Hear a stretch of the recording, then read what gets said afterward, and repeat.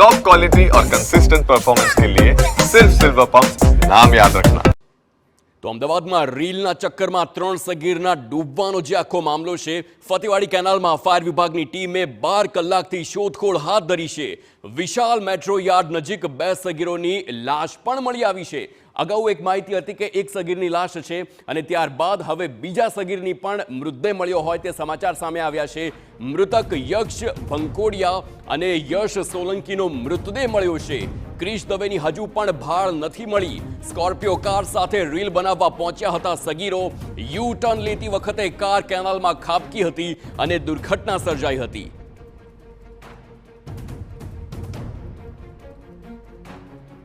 સંવાદદાતા મિહિર સોની લાઈવ જોડાઈ ગયા છે તે જ ઘટનાને લઈને અને તેમની સાથે વધુ વાત કરીશું। મિહિર, વધુ એક જે સગીર છે તેનો મૃતદેહ મળી આવ્યો છે, કયા સ્થળ પરથી મળ્યો છે, વધુ વિગતો?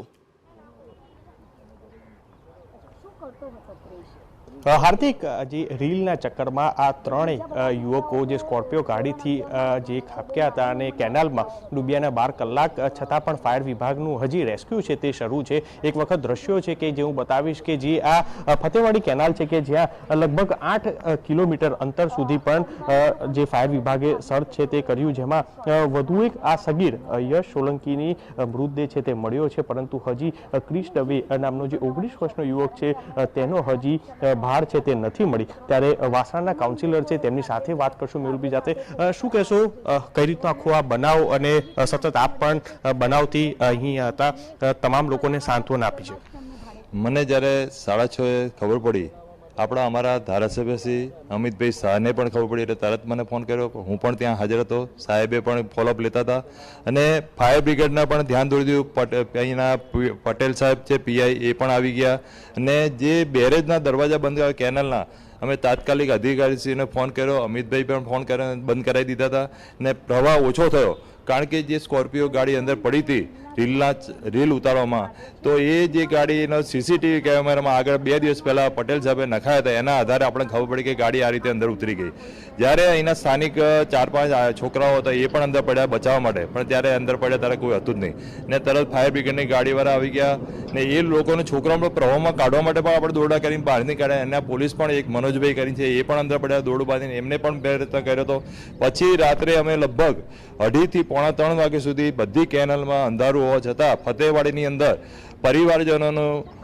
પરિવારજનોને કહેવાથી તાત્કાલિક આપણે ફતેવાડી પહોંચ્યા અને ફતેવાડીની અંદર આપણે ફાયર બ્રિગેડના અધિકારીઓ અંદર ઉતર્યા હતા।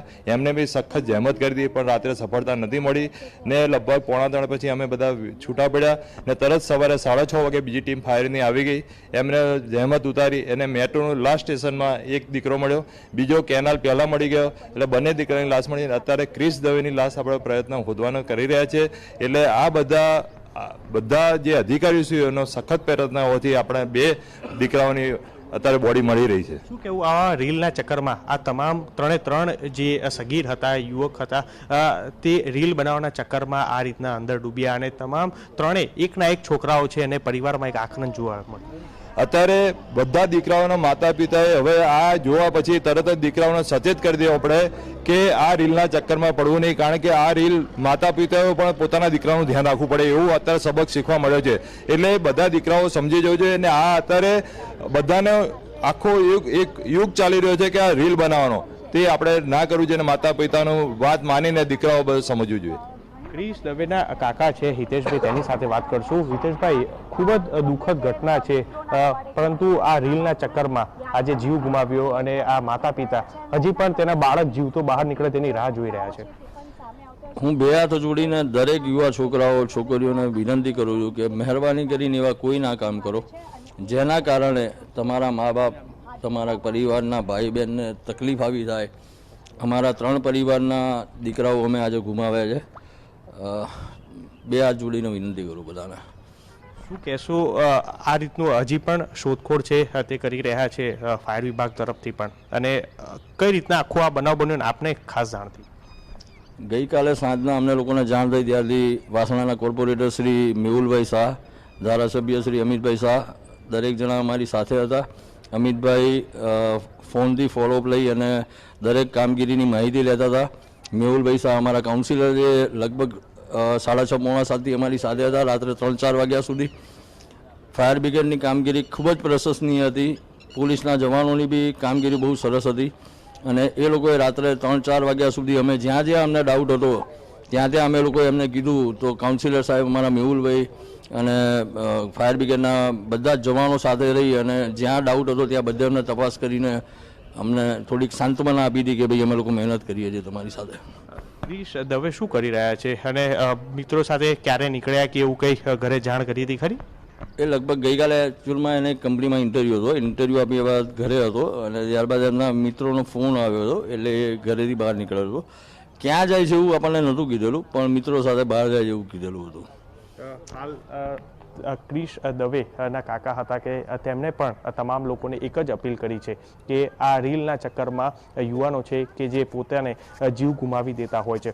હું દ્રશ્યો બતાવીશ કે જે અત્યારે હાલ જે કેનાલ છે તે કેનાલ ઉપર ફાયર વિભાગ દ્વારા સતત ક્રિશ દવેની જે મૃતદેહ માટેની શોધખોળ છે તે શોધખોળ કરી રહ્યા છે. અલગ અલગ જે ફાયરના જવાનો છે કે ત્યાં આગળ રેસ્ક્યુ કરી અને તપાસ જે છે તે કરી રહ્યા છે. ત્યારે રીલના ચક્કરમાં આ ત્રણ સગીર જે 17થી 19 વર્ષના લોકોએ આ જીવ છે તે ગુમાવ્યો છે અને તેના પરિવારજનમાં એક આક્રંદ છે તે આક્રંદ જોવા મળી રહ્યું છે કારણ કે હજી પણ તે લોકોને એક આશા છે કે તેનો દીકરો છે કે તે પાછો આવશે કારણ કે આ રીલના ચક્કરમાં આ ત્રણેય યુવકો એ જે મસ્તી કરવા અને રીલ કરવા માટે જે સ્કોર્પિયો ગાડી છે તે કેનાલમાં ખાબકી અને ત્રણેય લોકોના જીવ છે તે ગુમાવ્યા છે. જોકે ગઈકાલે જે આખી આ ઘટના બની હતી ત્યારે પાણીનો ફ્લો સતત હતો અને જેના કારણે પાણીના વહાથી તે આગળ જે છે તે વહી ગયા હતા. ત્યારે હાલ ત્યાંથી જે ઘટના છે ત્યાંથી થોડા અંતર દૂરથી આ મૃતદેહ છે તે મળી રહ્યા છે અને હજી પણ ક્રિશ દવેની જે ઓળખ જે ભાળ છે તે મેળવવાનો પ્રયાસ છે તે ફાયર વિભાગ દ્વારા સતત કરવામાં આવી રહ્યો છે. આભાર મિહિર સમગ્ર માહિતી બદલ. તો આજે તમે સાંભળ્યું તે ક્રિશ દવેના કાકા હતા, તેમના પરિવારજન હતા. તેમને હજુ પણ આશા છે કે તેમનો ક્રિશ પાછો આવી જાય અને જે ઘટના બની છે તે ન બની હોત તે વધુ સારું હોત ને હાથ જોડીને તેમણે વિનંતી કરી કે રીલના ચક્કરમાં તે કોઈ પણ દુર્ઘટના સર્જાઈ શકે છે. આ તમામ 5 દ્રશ્યો આપની ટીવી સ્ક્રીન પર જુઓ. આખી આ ઘટના જે પ્રમાણે ગઈકાલથી સર્જાઈ અને ત્યારબાદ કેવી રીતે તપાસ હાથ ધરવામાં આવી છે, આક્રંદ પણ જોવા મળ્યો છે.